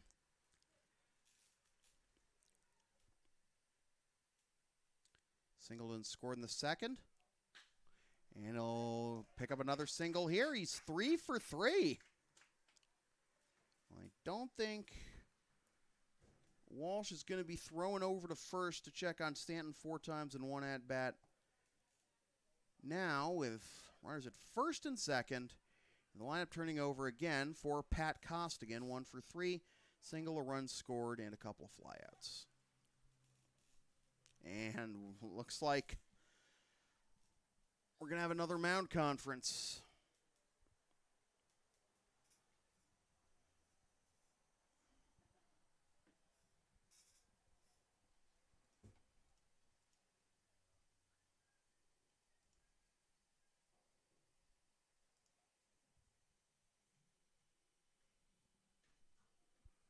And Walsh's night is done after 2/3 of an inning of his own.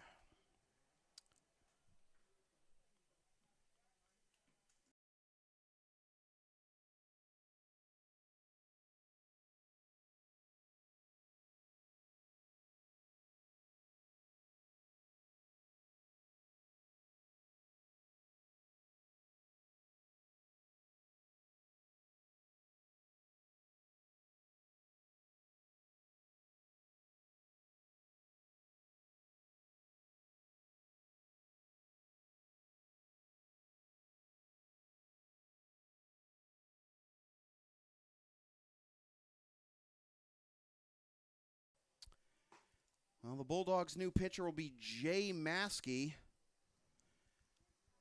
2 appearances in the regular season, 1-1 with a 3 ERA. In 2 1/3 innings, allowed 1 hit, 3 runs, only 1 of which was earned, walked 3, struck out 1, and hit 1 batter.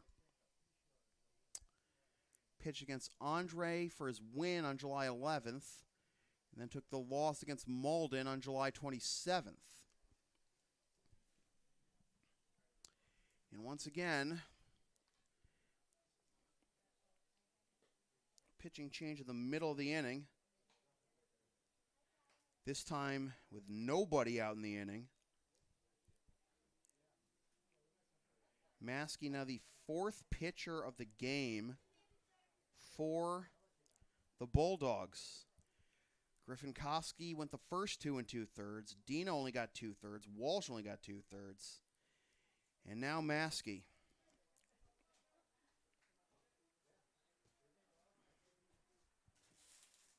Now batting number 19, Pat Costigan. So Walsh, 2/3 of an inning, 1 hit, 1 hit batsman, no strikeouts, and responsible for both runners on base. Walsh's line, and here is Maskey's first pitch to Costigan, and it's in there for strike 1.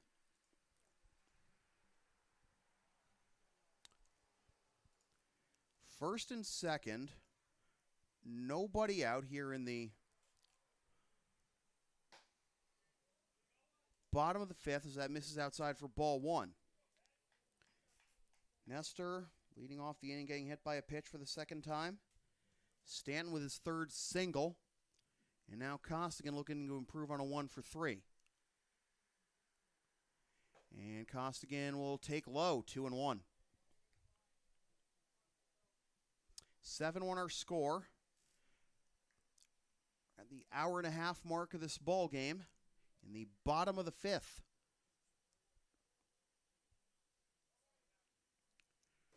Three and 1. Feels longer, though.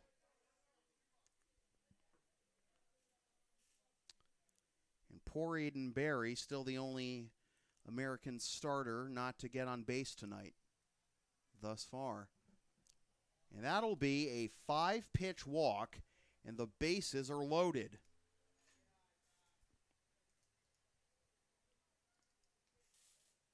Now batting number 23, John Jennings. So Nestor at 3rd, Stanton at 2nd, Costigan at 1st. Jennings looking for his first hit. Lined out to 2nd in the 1st, walked in the 2nd, flew out to center in the 4th, and he takes up and away, ball 1.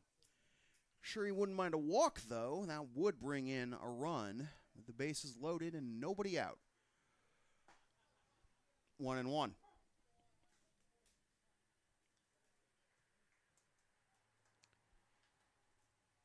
11 hits thus far for the Americans. This is dribbled to third. They'll throw to first for the force, and they got it.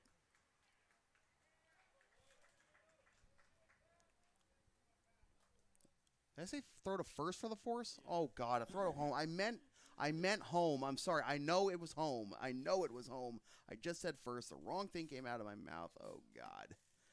All right. Well, regardless, throw home for the force. 1 out. Still bases loaded.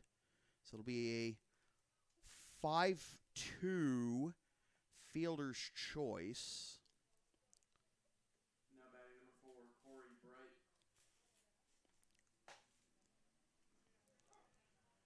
And Corey Bright. All right. Strike 1. Bright. 2 singles, 2 runs, a hit by pitch, and he'll foul that one off to make it 0-2.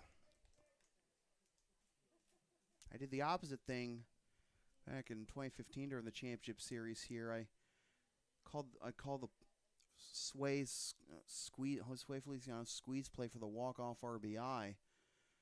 Said the play was going home. It went to first, and they tried to get Sway. They didn't. Sway beat it out, and that's when the run scored. But the play was always at first.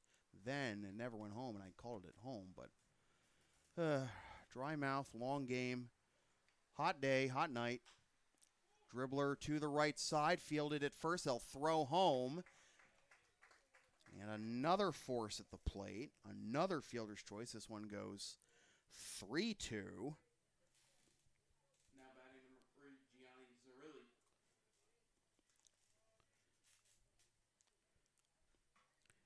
Stanton retired. 2 down, and here is Zerilli. Put himself ahead of Chris Mitchell for the player of the game voting. If he can come through with a big hit here. This one is high, pops off the catcher's glove, and the Americans will get a run out of it finally with this, which is the situation that started with the bases loaded, nobody out. It's now 8-1, as in to score on the wild pitch is Costigan.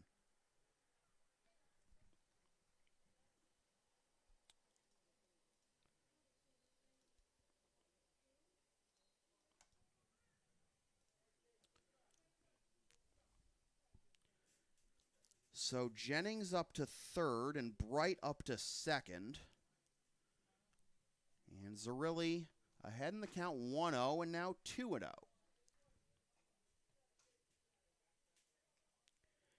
Zerilli 2 doubles, 2 runs, sac fly, and 3 RBIs. Take strike 1, it's 2-1.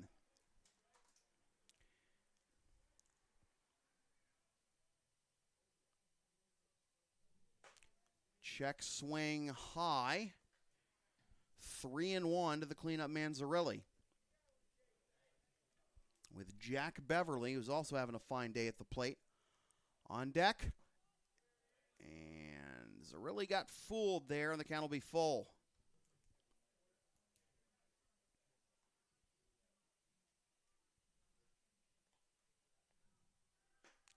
And he leaves that outside, and the bases are loaded once again. Now batting number 11, Jack Beverly. Wanted to offer at it, saw it break late, held up. And here is Beverly for the 4th time tonight. RBI single in the first, RBI double in the 4th. Strike 1. And the top of the 6th, the Bulldogs will have Croto, Solomon, and Boyle due up. And it's 0-2 to Bevs. Jay Maskey, the 4th pitcher of the game for the Bulldogs, who trail 8-1. Way outside ball 1. But feels like it should be an even deeper hole than that, considering how much traffic the Americans had on the bases. This will be lined to third. Bounces off the third baseman into left field. 2 runs will score. 2 more RBIs on Beverly's 3rd hit of the ball game, and it is 10-1.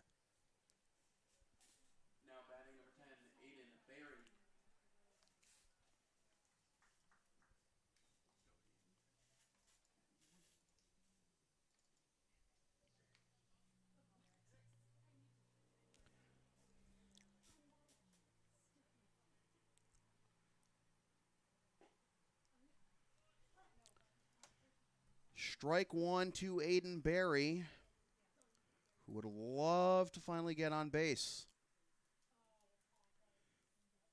4 ribbies on the night now for Beverly as this is into center field. And another inning is going to end with a fly out to Cacciatore in center. And Berry now 0 for 4, but the Americans punch through 3 more runs and lead 10-1 after 5.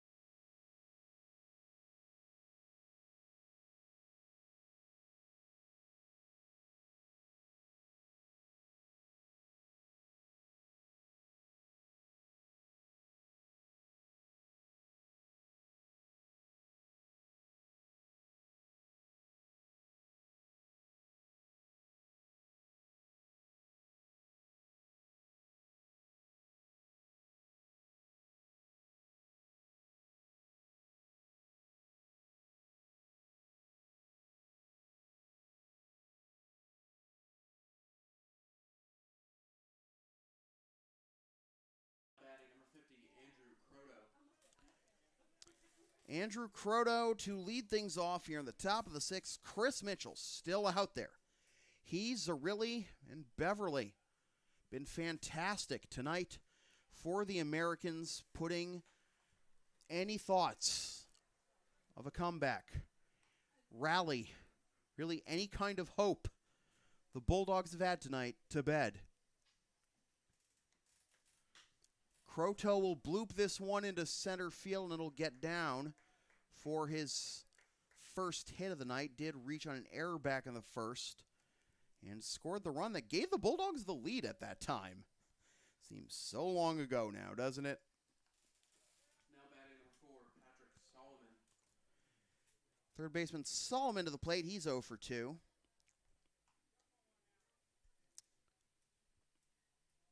This marks the second time the Bulldogs have gotten the leadoff man on base. Boyle led off the 4th with a single. And Croto now with a single leading off the 6th.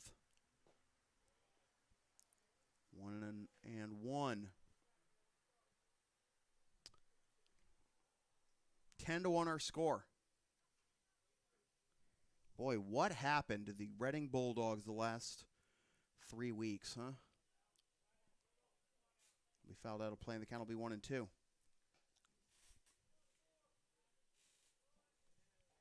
I said lost 7 of their last 8 in the regular season.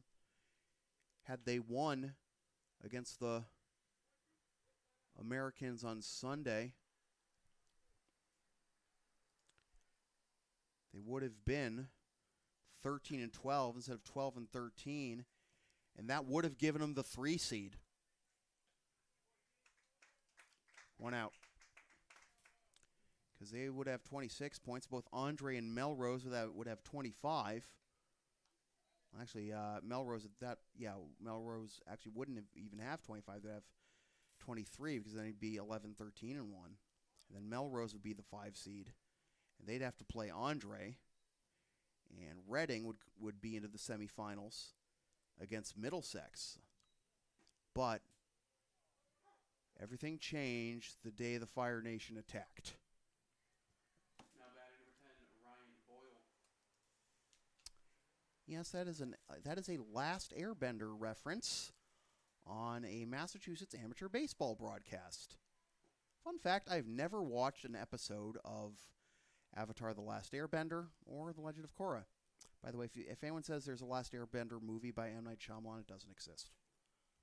1-1. Anyone who tells you otherwise is lying. Swing and a miss, and the pitch bounces away, and up to second goes Croto.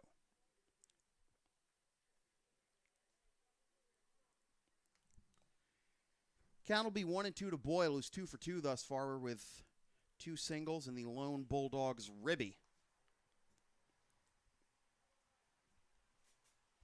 Don't think we're at the point where we can give you media guide masterpiece theater like the Mets broadcasts and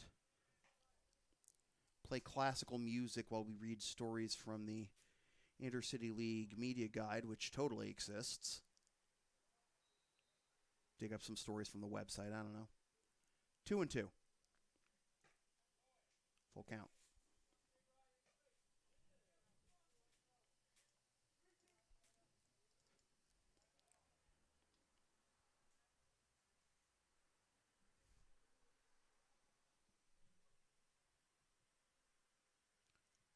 A little foul, and that might have been ball 4 if Boyle could have held up on it.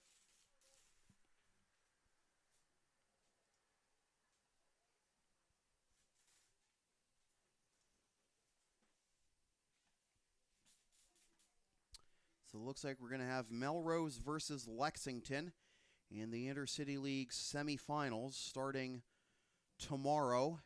At Lexington High is at his inside, and Boyle does get his walk.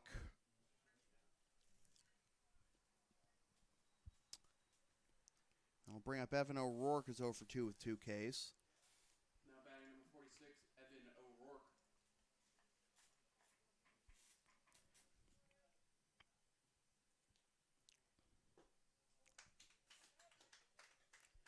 Swing and a miss for strike 1.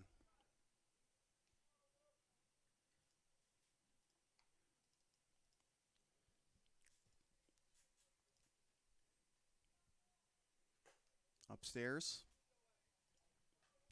1-1.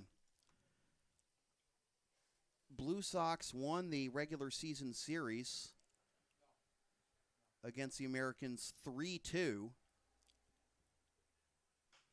As this is dribbled to the left side, third baseman's got to throw on to second for 1. And the drop on the transfer, or they'll rule. Bulldogs don't like the call, but I think that is the right call. So fielder's choice allows O'Rourke to reach first and third, 2 out.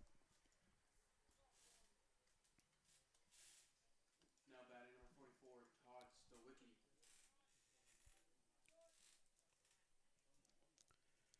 Croto up to third on the play. So Croto at third, O'Rourke at first.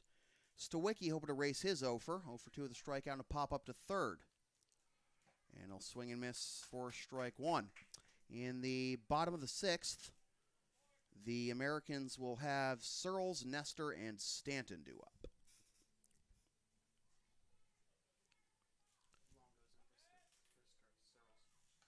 Oh, there's been a change for at second. All right, there's been a change. Excuse me. Got a change for Searles. Didn't catch that. And it's Nick Longo now in at second base. Yeah? Okay. So Nick Longo in at second base in Scott Searles' slot in the order.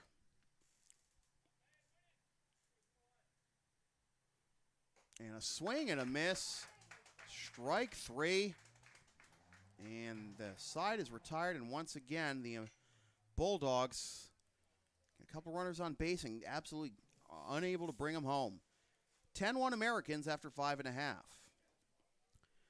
So it'll be Nick Longo, Mike Nestor, and Jackson Stanton in the bottom of the 6th for the Americans. So while we change sides, we'll tell you a little more about the season series between the Blue Sox and the Americans, as that looks like that'll be the semifinal matchup. Americans won the first 2 games against the Blue Sox, and actually in convincing fashion. 9-3 on June 20th and 5-1 on June 29th. And that win by the Americans on June 29th, the last game for the Blue Sox before the 4th of July break, that was exactly what the team needed. They finished the regular season, but in the month of July, they won their first 7 games, then lost to the Expos 6-5, won 2 more, including all 3 remaining matchups against the Americans, including an 11-10 win at Morin on July 6th. Lost to the Expos twice, then lost to the Chiefs in the regular season finale 5-4. But overall, 11-3 in the month of July for the Blue Sox. And that is what vaulted them into first place. And, you know, with all the youth and turnover for the Blue Sox this year, still have those veterans to guide them. And that's what they pride themselves on. But yeah, that 11-10 game on July 6th, the Blue Sox led 8-2 after 2.5. Americans came back with 4 in the bottom of the third to make it 8-6. Blue Sox made it 11-6 after 5.5. Then Americans cut it to 11-10 after 6. But then Manny Del Carmen got the save. Now batting number 24, Nick Longo. And is that still Maskey on the mound? Or is that a new pitcher? I think it's a new pitcher. All right. I can't really tell. I'm not sure. This will be a ground ball to short, throw on to first, and Longo is retired for out number 1.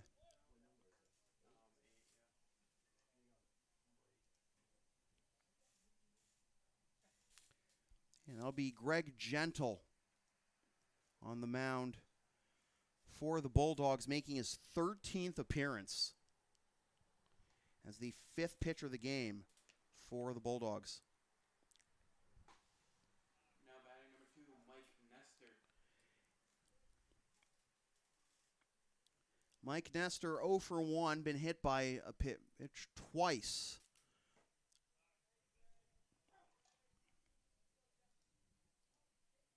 One the count.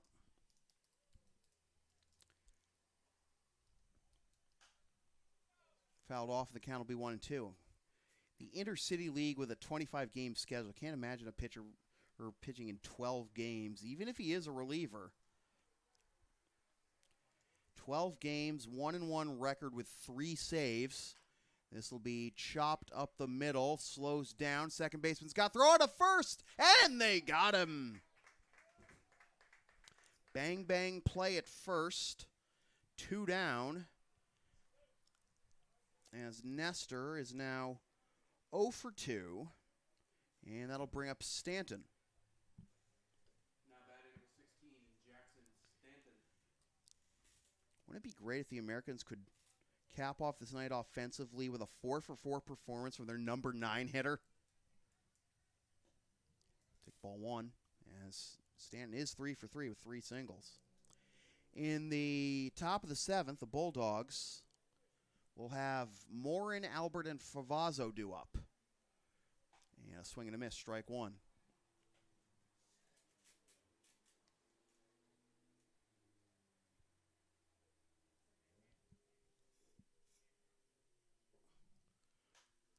Fouled off, the count will be 1-2.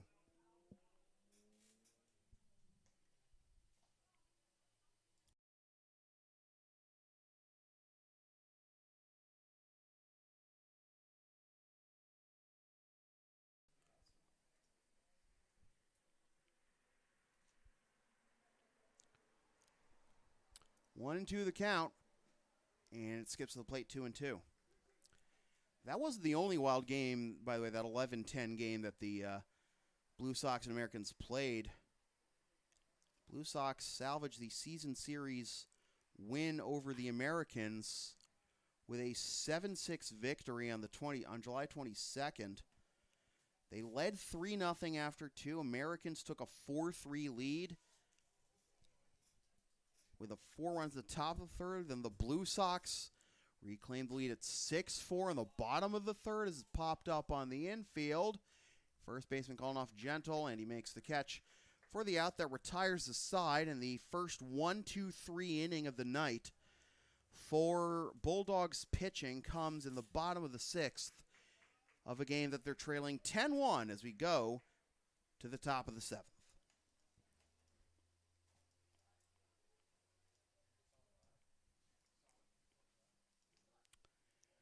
So it was 6-6 after 3 between the Americans and the Blue Sox. 6-4 rather. Americans and Blue Sox after 3. Then the Americans tied the game in the top of the 5th with 2 runs. And then in the 6th, Ernie Little reached on a bunt single, stole second, took third on an infield out, and came home on a throwing error for the winning run in that bottom of the 6th of that game. 7-6, the Blue Sox beating the Americans back on July 22nd. So with the way the Americans beat up on the Blue Sox to start in their first 2 meetings, and then the slugfest the teams played after, we're going to see just what these teams are made of. Will the Americans have an upset of historic proportions in the making, or are the Lexington Blue Sox going to assert their dominance and will they advance to the Intercity League Championship Series for the 15th consecutive time? We find that answer out starting tomorrow night at 8 o'clock in Lexington. That game will be on the Blue Sox Baseball Network on YouTube. Tucker Deschereaux and I will be on the call.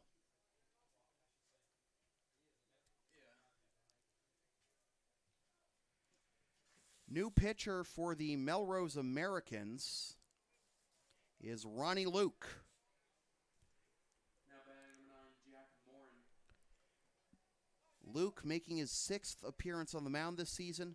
0-1 with 1 save at a 6.56 ERA. 10 2/3 innings, 16 hits allowed, 13 runs, 10 of which are earned.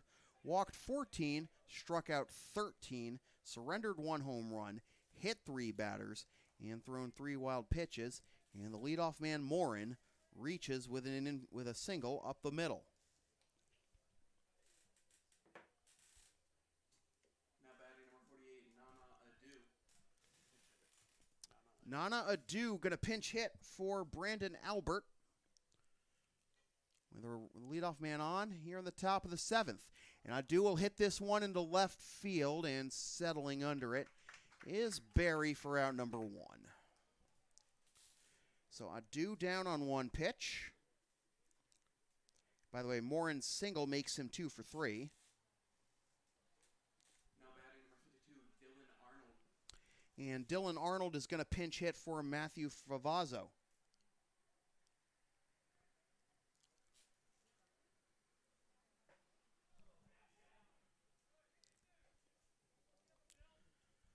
Ball 1 to Arnold. If Adu had been able to extend his at-bat a little while longer, could have told you about a good game he had against the Blue Sox earlier this season, especially defensively. Strike 1. 1-1 the count to Arnold.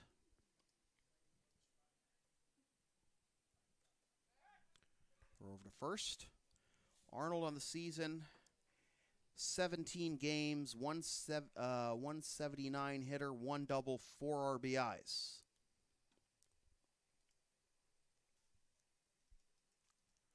A swing and a miss for strike 2. This year against the Americans, Arnold played in 4 games and was 1 for 8 with an RBI, a walk, and 3 strikeouts.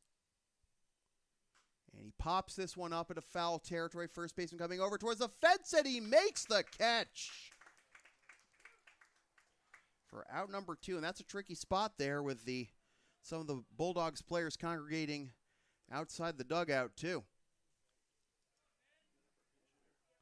And it looks like we have another pinch hitter for Flynn. Now batting number 25, Dan Passerini. And Dan Passerini will try to keep the Bulldogs season alive. And he'll swing and miss for strike 1. Passerini played in 8 games the regular season, batted 1 for 7 with 3 runs.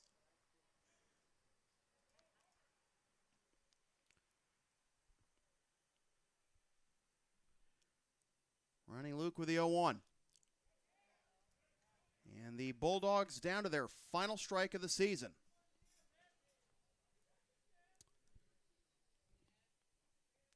Bulldogs lost 7 of their last 8 to end the regular season. Win in the regular season finale would have salvaged 3rd place and get them a bye into the semis. The loss to the Americans made them the visiting team in this winner-take-all game. It's 1-2. And Chris Mitchell absolutely silenced them. 6 innings, 1 run allowed, an unearned run at that. And it'll be a ball 2-2. And the guy who committed the error that allowed Croto to reach and then eventually score, Gianni Zerilli, ended up having a huge night. 2 for 2. 2 doubles, 3 ribbies, and a walk. Strike 3 called on the outside corner. Shoot those arrows to the sky, Ronnie Luke. The Melrose Americans defeat the Reading Bulldogs in a game that pretty much took exactly 2 hours. Winning pitcher Chris Mitchell, losing pitcher Griffin Kofsky, no save. Final score, Americans 10, Bulldogs 1. Americans will play at Lexington tomorrow at 8 o'clock in Game 1. So it'll be the Melrose Americans and the Lexington Blue Sox in the Intercity League semifinals beginning tomorrow at 8 at Lexington High School. That game will be on the Blue Sox Baseball Network on YouTube. Tucker Deschro and I will have the call on that game. You can follow the Chiefs and the Expos on their social media for updates on that game. Don't think those games will be live streamed. But congratulations to the Americans. They advanced to the semifinals. It will be the Americans and the Blue Sox. Told you about the wild series they had in the regular season. Hope it's even half as entertaining in the next 3 days in this best-of-3 semifinals. So thanks for watching this presentation of the Intercity League here on Local Sports Production, serving Greater Boston's athletes and beyond since 2011. Copyright 2022, unauthorized redistribution of any portion of this broadcast without the express written permission of Local Sports Productions is strictly prohibited. Be sure to follow and support LSP on the web, Facebook, Twitter, Instagram, Patreon, Teespring, PayPal. Got to put that in the right order on the graphic on the screen, LSP37. And, of course, subscribe to the LSP YouTube channel. My name is Sam Feely. Thanks for tuning in. Again, thanks to the Azzarello family and Cracked Kitchen and Coffee for supporting this broadcast. And we will check in with you maybe in the fall, I guess. Thanks for tuning in.